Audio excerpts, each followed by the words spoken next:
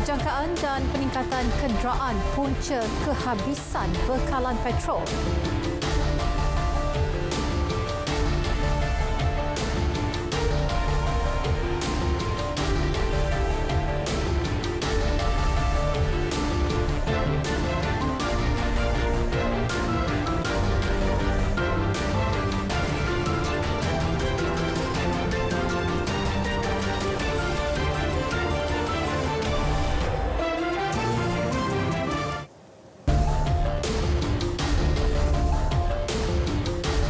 Assalamualaikum dan salam keluarga Malaysia. Anda bersama saya, Miza Isri Muhammad dalam berita tengah malam.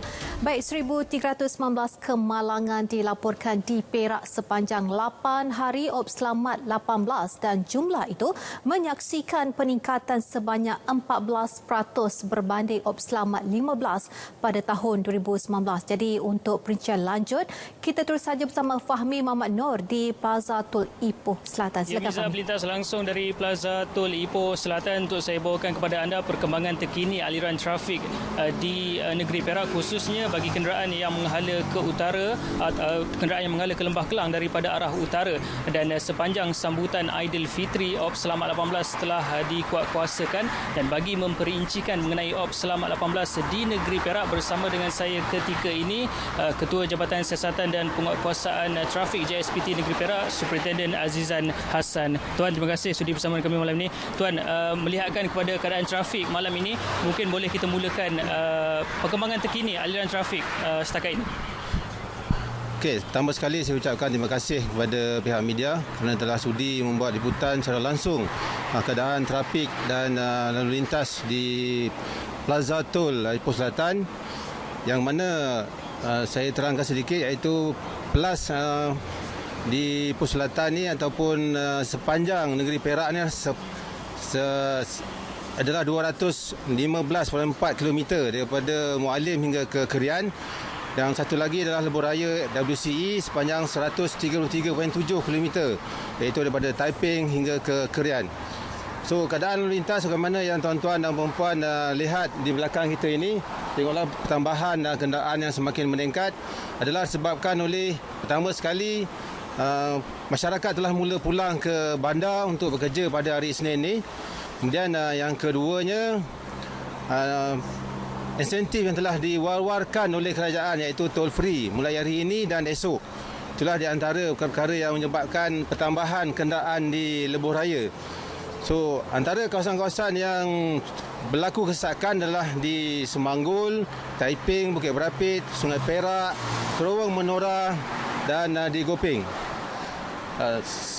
Sepanjang Op Selamat dilaksanakan mulai 29 April hingga ke hari ini, pihak JSPT Perak telah merekodkan sebanyak 1,619 kemalangan yang telah berlaku, yang melibatkan ataupun telah meragut sebanyak 16 kemalangan maut, yang mana sebahagian besarnya telah berlaku di Jalan Persekutuan 9 dan 4 di lebuh raya, dan lain-lain jalan adalah satu adalah satu, iaitu di Jalan Bandaran, Jalan Negeri dan lain-lain. So, kebanyakan kemalangan maut yang berlaku adalah melibatkan motosikal, iaitu 9 motosikal, 4 kereta dan 1 adalah kenderaan pacuan 4 roda, 1 basikal dan seorang pejalan kaki. So, nasihat saya kepada pengguna, berhati-hati, sentiasa fokus semasa memandu. Sediakan diri di segi fizikal dan mental untuk melaksanakan pemanduan. Periksa kenderaan anda sebelum melaksanakan memandu, iaitu pastikan angin tayar mencukupi, air cukup dan dapatkan rehat yang cukup. Dan tidak lupa jugalah, penumpang di sebelah pemandu tu mainkan peranan yang penting juga. So, tegur-tegurlah pemandu supaya pemandu tidak mengantuk dan tidak melakukan kesalahan-kesalahan jalan raya. So, sekian, terima kasih. Terima kasih, Tuan. Baik, untuk anda yang masih lagi belum memulakan perjalanan, sebaiknya rancang perjalanan anda dengan sebaik mungkin. Yang paling penting sekali, patuh kepada peraturan yang telah pun ditetapkan. Saya kira setakat itu dulu perkongsian kami dari Plaza Tol Ipoh Selatan. Kembali bersama Miza di Angkasa Puri. Silakan. Baik, terima kasih Fahmi.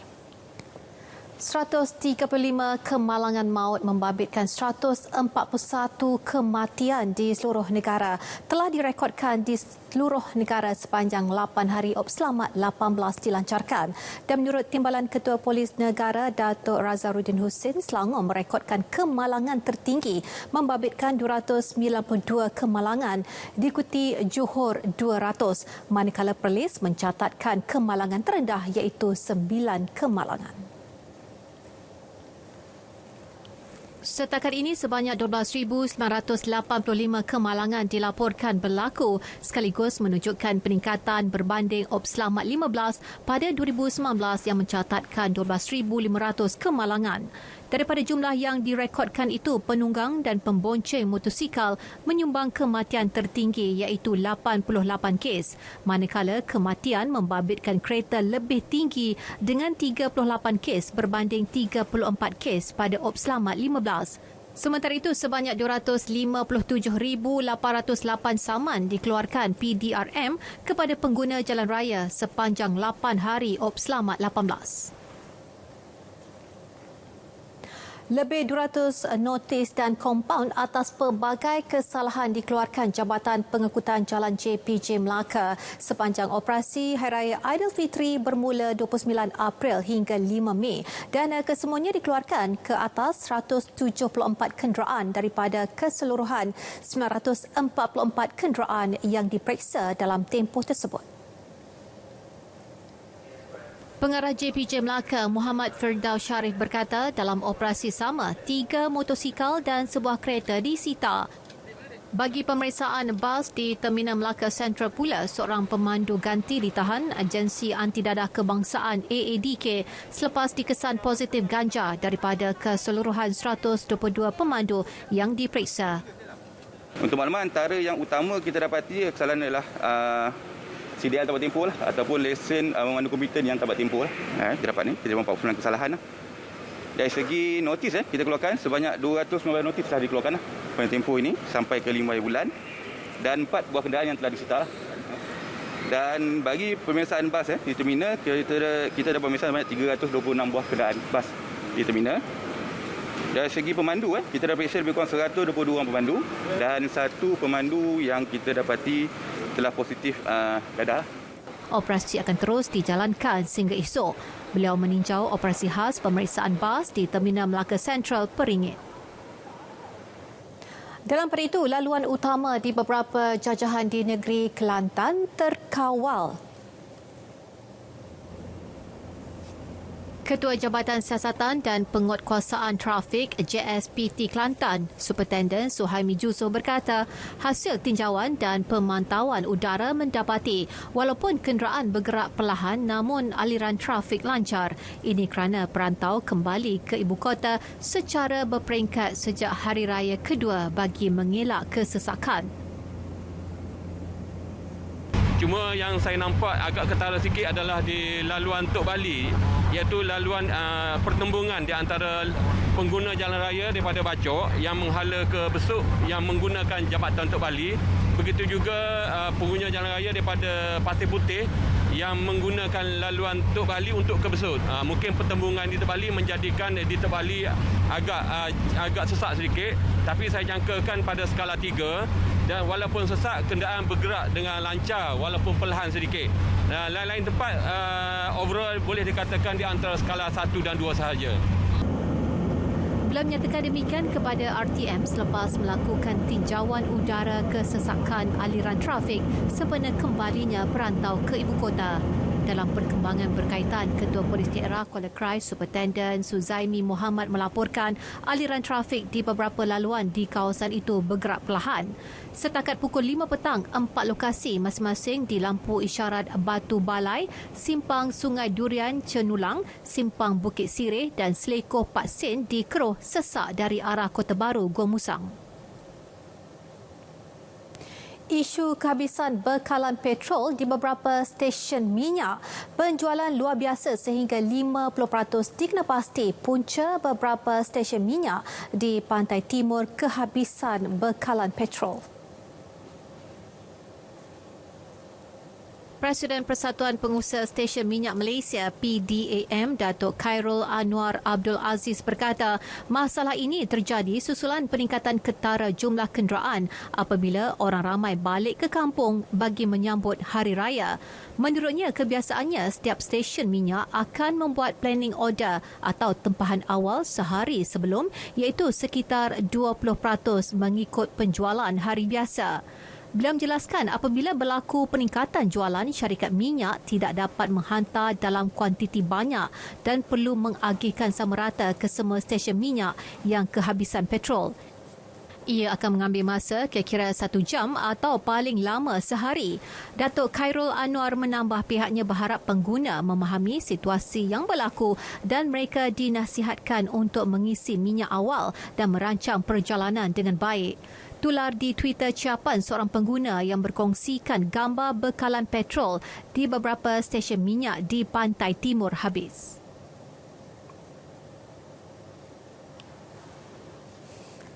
Sementara itu, menurut penerima produk stesen Petron DDCD Ahmad Ibrahim, permintaan tinggi terhadap pembelian petrol terutama RON 95 sempena Aidilfitri menyebabkan bekalan minyak terputus. Kita cukup, cuma bekalan untuk hantar ke setiap stesen tu lambat sebabkan lalu lintas kita, musim perayaan punya macam ni. Itu sahaja sebenarnya, tak perlu panik. Sekarang ni kita sedang berusaha untuk mengatasi masalah ni. InsyaAllah malam ni dengan esok benda ni tak akan berlaku lagi. Isu minyak 95 ni sebab 95 ni hak semua orang pakai. Jadi kalau tak ada minyak ni jadi payahlah untuk pengguna-pengguna nak guna 97 mahal. Jadi 95 ni perlulah untuk semua. Pinang, karang siapa?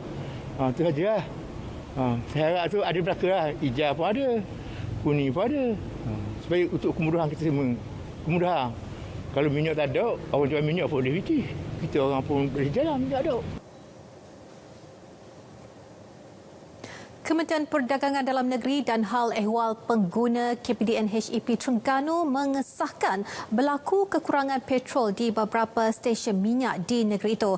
Dan menurut pengarahnya, Syahrudin Muhammad Kia, siasatan mendapati kejadian itu berpunca daripada penggunaan petrol terlalu tinggi melebihi jangkaan.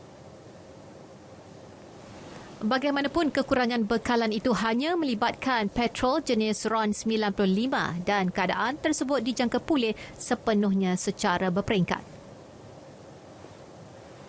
Walau bagaimanapun, bukan semua jenama yang sebenarnya kekurangan bekalan RON 95 di laluan tersebut.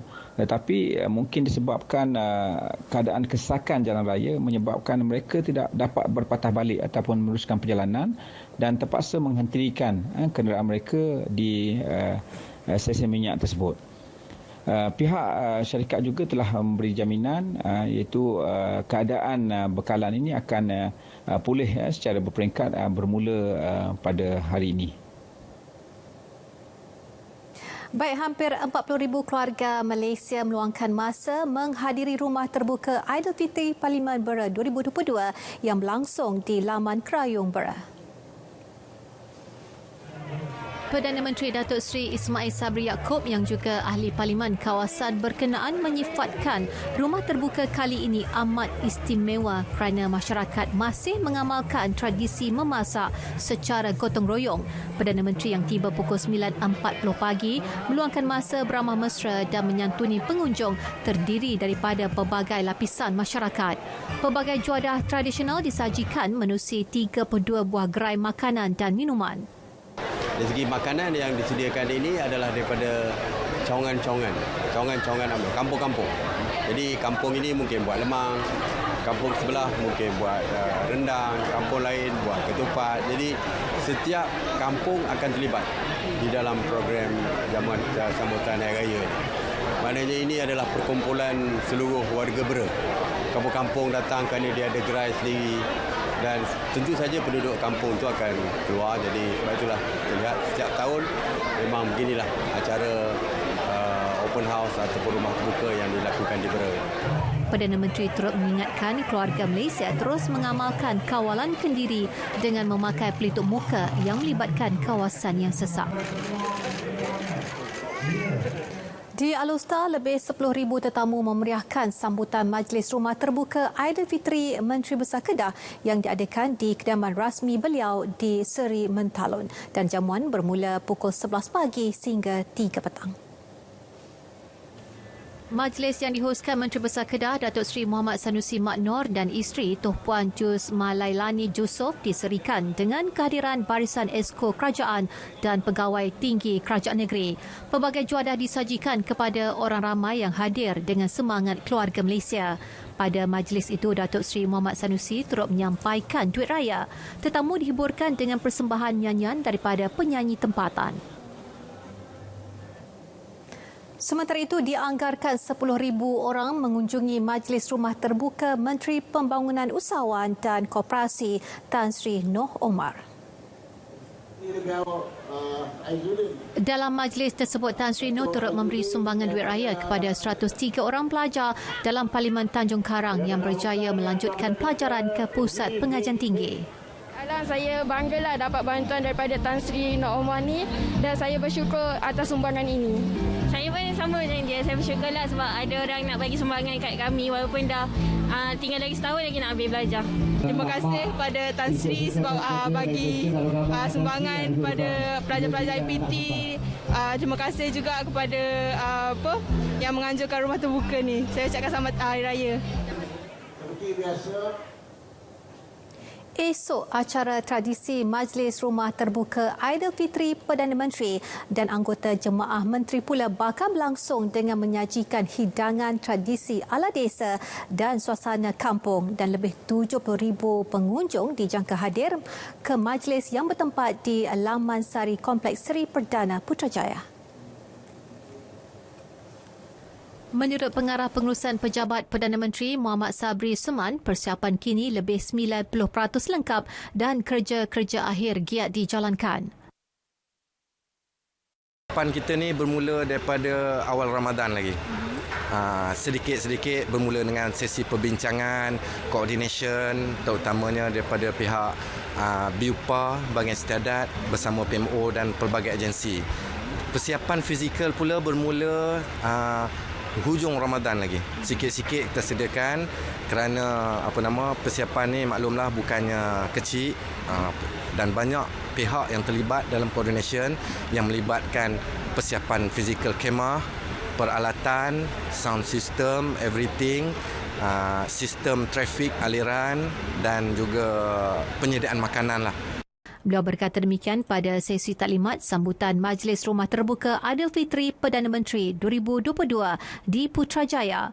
Lazimnya majlis diadakan pada 1 Syawal, namun tahun ini diraikan pada 7 Syawal bagi membolehkan orang ramai balik ke kampung beraya bersama keluarga. 200 petugas Kementerian Kesihatan, Pejabat Kesihatan Daerah, Polis Diraja Malaysia, Angkatan Pertahanan Awam, Jabatan Sukarelawan Malaysia akan memantau SOP pengunjung. Sebanyak 20 kemah disediakan untuk kemudahan pengunjung, termasuk kemudahan untuk orang kurang upaya OKU dan warga emas. Eratkan jalinan silaturahim di hari Lebaran. Seluruh keluarga Malaysia dijemput hadir bagi meraihkan hari yang mulia ini bersama Yang Amat Berhormat Perdana Menteri dan anggota Jemaah Menteri di Majlis Rumah Terbuka Hari Raya Aidilfitri 2022 pada 8 Mei 2022 mulai pukul 10 pagi hingga 4 petang. Bertempat di Laman Sari, Kompleks Seri Perdana, Putrajaya. Semua yang hadir perlu mematuhi prosedur operasi standard SOP terkini semasa fasa peralihan ke endemik dan digalakkan memakai pelitup muka serta mengamalkan penjarakan fizikal. Perkhidmatan bas percuma ke majlis disediakan. Sila layari portal dan media sosial Jabatan Perdana Menteri untuk maklumat lanjut. Raya Keluarga Malaysia. Syawal diraih, nikmat disyukuri.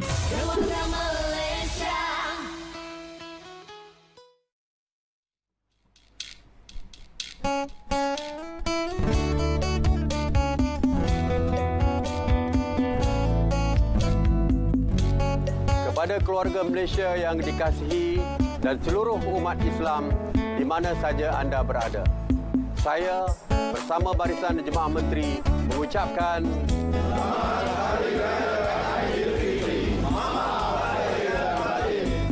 Raya keluarga Malaysia, Syawal diraih, nikmat disyukuri.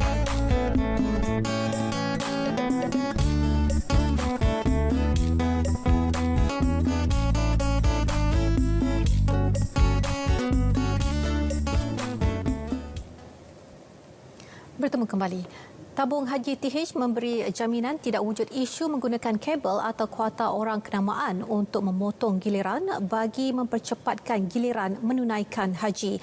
Timbalan Menteri di Jabatan Perdana Menteri Hal Ehwal Agama, Datuk Ahmad Marzuk Syari berkata tindakan berkenaan seakan menidakkan hak orang yang telah disenaraikan untuk menunaikan haji. Mengenai senarai menunggu, ia mempunyai kriteria tertentu yang menjadi keutamaan TH. Oleh itu, sekiranya tiada kuota tambahan ataupun semua yang disenaraikan tiada masalah dan layak menunaikan haji, jadi tiada kejayaan kepada senarai menunggu. Beliau turut menasihatkan bakal jemaah haji dan juga umrah supaya mematuhi arahan dan prosedur operasi standard SOP semasa Kerajaan Arab Saudi agar perjalanan menjadi lancar dan teratur.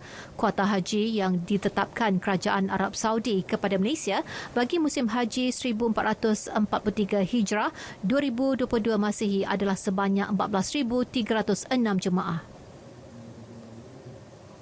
Sementara itu, bagi melancarkan pengurusan bakal jemaah yang terpilih bagi musim haji tahun ini, semua cawangan TH di seluruh negara akan beroperasi esok dan ia susulan pengumuman TH untuk melanjutkan tarikh menjawab surat tawaran tunai haji pada Isnin 9 Mei ini. Langkah berkenaan juga bertujuan mengelakkan kesesakan di cawangan-cawangan TH dengan pendeposit untuk berurusan sempena cuti Hari Raya yang panjang. Menerusi satu kenyataan, pemangku pengarah eksekutif operasi Muhammad Amin Abdul Wahab berkata, cawangan TH akan beroperasi pada pukul 8.45 pagi hingga 4 petang. Di kebanyakan negeri, hari Ahad merupakan cuti am dan ia dapat memudahkan urusan penghantaran surat terima tawaran haji, buku rekod rawatan pemeriksaan kesihatan dan pasport antarabangsa. Muhammad Amin menggalakkan bakal jemaah haji dan juga pendeposit untuk memanfaatkan peluang ini. Sebagai salah satu pintu masuk negara, Kompleks Immigration, Custom, Kuarantin dan Keselamatan ICQS Wang Kelian wajar segera dinaik taraf agensi yang bertanggungjawab menyelia kompleks berkenaan. Kompleks ICQS Wang Kelian wajar dinaik taraf agar sekurang-kurangnya setanding dengan Kompleks ICQS Wang Prachan di sebelah Thailand yang telah dinaik taraf dan berubah wajah sejak beberapa tahun yang lalu. Raja Muda Perlis Tuanku Syed Faizuddin Putra Jamnulai menyarankan agar fasiliti yang menempatkan pelbagai agensi penguatkuasa dan keselamatan negara di Wang Kelian perlu memiliki kemudahan yang sempurna serta persekitaran kerja yang kondusif sebagai pemangkin kepada perkhidmatan yang terbaik. Baginda bertitah demikian selepas singgah bagi menyempurnakan program Mahabah Aidilfitri MAIPS Wilayah Satun 2022 anjuran Majlis Agama Islam dan Adat Istiadat Melayu Perlis MAIPS di ICQS Wang Kelian. Sempena kunjungan tersebut, Tuanku Syed Faizuddin Putra turut menyempurnakan penyerahan sumbangan kuih raya kepada para petugas sempadan Malaysia dan Thailand, selain turut berkenan mengagihkan kuih raya daripada MAIPS kepada komuniti Muslim di wilayah Satun.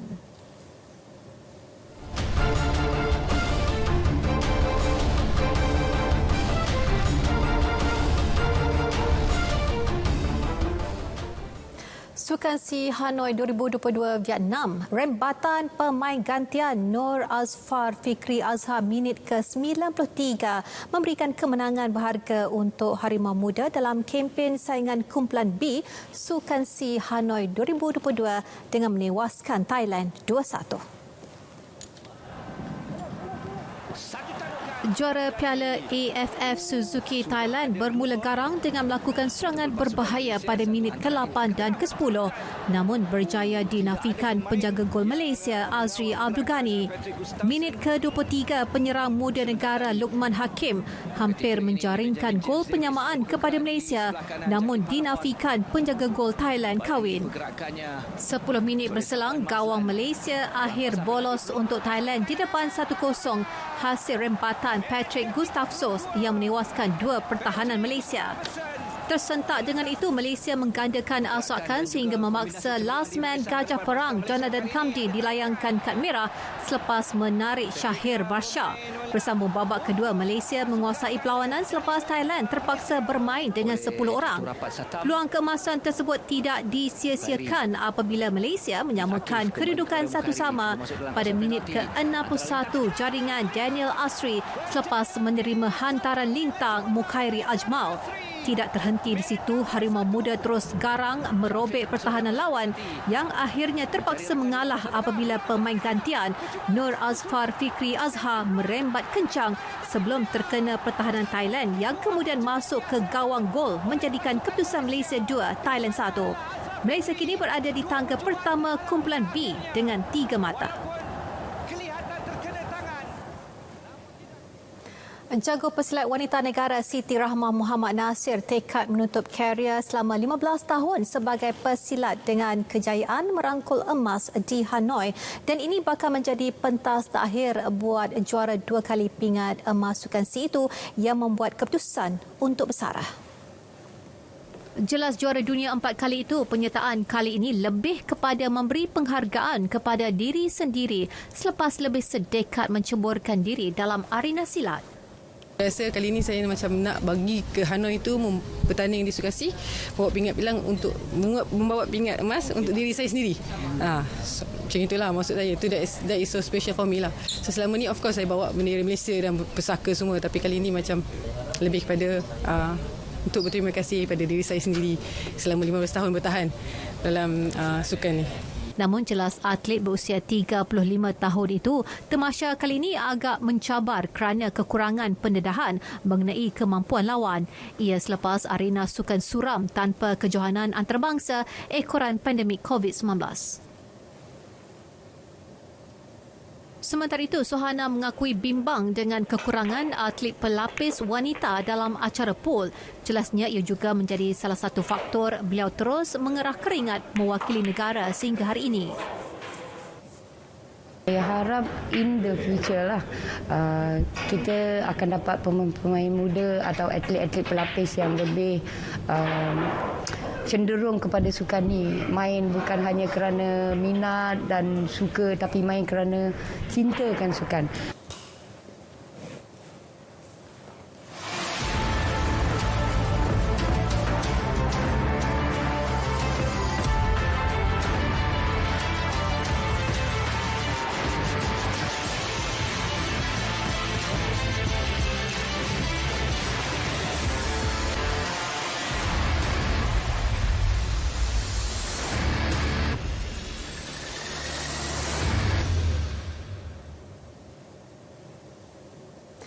Baik, berita tengah malam berakhir di sini dan bagi anda yang akan memulakan perjalanan, berhati-hati semasa memandu. Dengan itu, Assalamualaikum dan salam keluarga Malaysia.